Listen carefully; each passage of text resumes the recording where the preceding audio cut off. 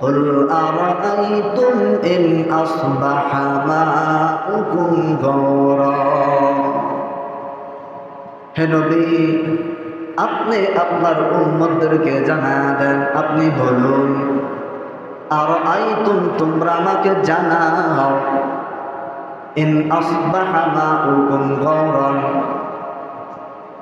যদি পানি তোমাদের নাগালের বাইরে চলে যায়, আমি আল্লাহ রাব্বুল আলামিন তোমাদের মধ্যে যে পানি বিতরণ করলাম, যে পানি দান করলাম, এই পানি যদি ভূগর্ভে তোমাদের নাগালের বাইরে চলে যায়,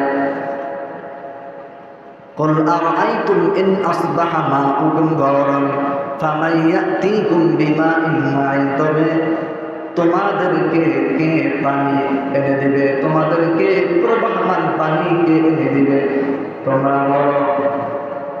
আল্লাহ রাব্বুল আলামিন জমিনের মধ্যে আমাদেরকে যে নিয়ামত দিয়েছেন, ওই নিয়ামতগুলোর মধ্যে সবচাইতে দামি একটা নিয়ামত হলো পানি। বান্দা, পানি এমন একটা নিয়ামত, পানি ছাড়া মানুষ চলতে পারে না। পানি বেশি খাইলেও মানুষ মরে, পানি কম খাইলেও মানুষ মরে। এই জন্য পানি এমন একটা নিয়ামত যার কোনো তুলনা নাই। বান্দা, পানির মধ্যে আল্লাহ রাব্বুল আলামিনের অনেক নিয়ামত লুকায়া আছে।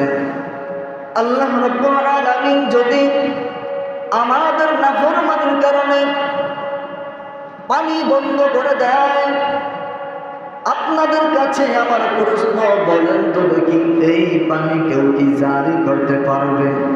কেউ জারি করতে পারবে না।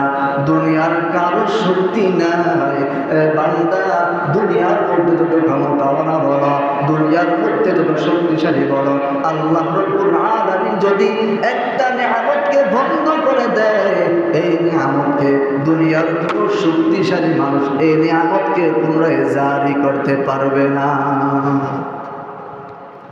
এই জন্য রাব্বুল আলামিন বলে, হ্যাঁ দুনিয়ার মানুষ, আমি আল্লাহ রাব্বুল আলামিন এত নাজ নিয়ামত দান করলাম, এত নাজ নিয়ামত দান করার পর কেন তোমরা মুসলমান, কেন তোমরা বান্দা আমি আল্লাহ রাব্বুল আলামিনকে মানতেছ না?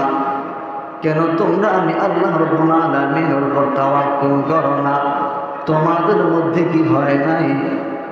আল্লাহ বলে, হে দুনিয়ার মানুষ, ভালো বলে শুনে নাও, আমি আল্লাহ রাব্বুল আলামিন কিন্তু অতি দয়ালু।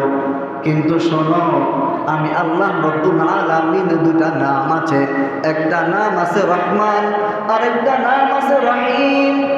আমি আল্লাহ রাব্বুল আলামিনের যে নামটা আছে রহমান, এই নামটা দিয়ে আমি দুনিয়ার মানুষকে পানি পান করাই, দুনিয়ার মানুষদেরকে বাতাসের ব্যবস্থা করে দেই। আমার রহমান নামের ওসিলা দিয়া আমি আল্লাহ রাব্বুল আলামিন মুসলমানদেরকেও চড়াইতেছি, মুসলমানদের প্রতি দয়া করতেছি, কাফেরদের প্রতি দয়া করতেছি। কিন্তু কাল কিয়ামতের ময়দানে আমি আল্লাহ রাব্বুল আলামিনের একটা নাম আছে রহিম। এই রহিম নামের বরকতে কোনো বেঈমান কোনো দয়া পাবে না। কাল কিয়ামতের ময়দানে একমাত্র দয়া পাবে ঈমানদারগণ। এজন্য কাল কিয়ামতের ময়দানে আল্লাহ রাব্বুল আলামিনের দয়ার মধ্যে থাকতে হলে, আল্লাহ রাব্বুল আলামিনের দয়া পেতে হলে আল্লাহ রাব্বুল আলামিনের উপর কি করতে হবে? তাওয়াক্কুল করতে হবে, ভরসা করতে হবে।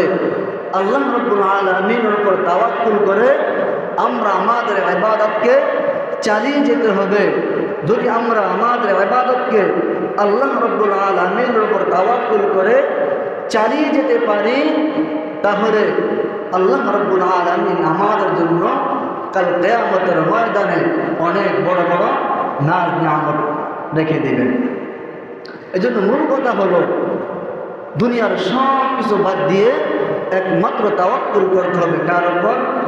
আল্লাহ রাব্বুল আলামিনের উপর।